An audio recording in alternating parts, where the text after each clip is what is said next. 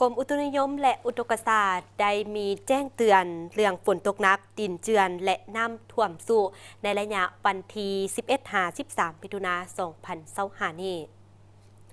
เนื่องจากห้องความกดดันอากาศต่ำหรือห้องฝนได้พัดผ่านอยู่เขตภาคเหนือด้านตะวันตกลงหาภาคกลางและภาคใต้ของประเทศลาวปองเข้าสู่ลมพายุหมุนเขตฮ้อนวูทิปหัวที่ 1 ประจำปี 2025ปัจจุบันได้เคลื่อนที่อยู่เขตทะเลจีนตอนใต้ตอนกลางและคาดคะเนว่าพายุหัวนี้จะสืบโตเคลื่อนที่มาใกล้แคมป์ฝั่งของประเทศเวียดนาม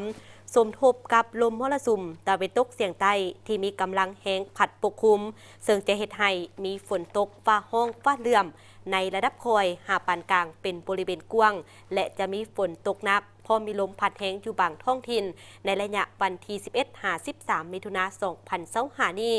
แขวงภาคเหนือภาคกลางและภาคใต้จะมีฝนตกฟ้าห้องฟ้าเหลื่อมในระดับคอยเป็นบริเวณกว้างและตกปานกลางหาตกหนักเส้นแขวงบ่อแก้วหลวงน้ำท้าเสียงขวางอุดมไซ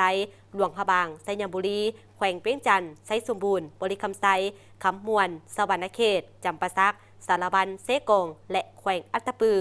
โดยเฉพาะอยู่บางท้องถิ่นของแขวงไซยบุรีจะเกิดมีดินเจือนและน้ำท่วมสู่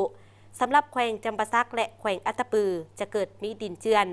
ส่วนอยู่นครหลวงเวียงจันทร์จะมีฝนตกฟ้าห้องฟ้าเหลื่อมในระดับคอยหาปานกลางอยู่ทั่วไป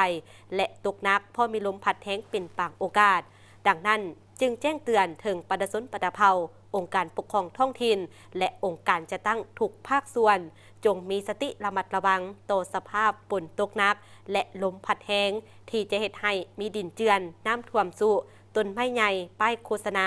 และเสาไฟฟ้าหักล้มพร้อมเดียวกันนี้ก็ขอให้ติดตามข่าวพยากรณ์อากาศจากกรมอุตุนิยมและอุทกศาสตร์กระทรวงทรัพยากรธรรมชาติและสิ่งแวดล้อมอย่างเป็นประจำ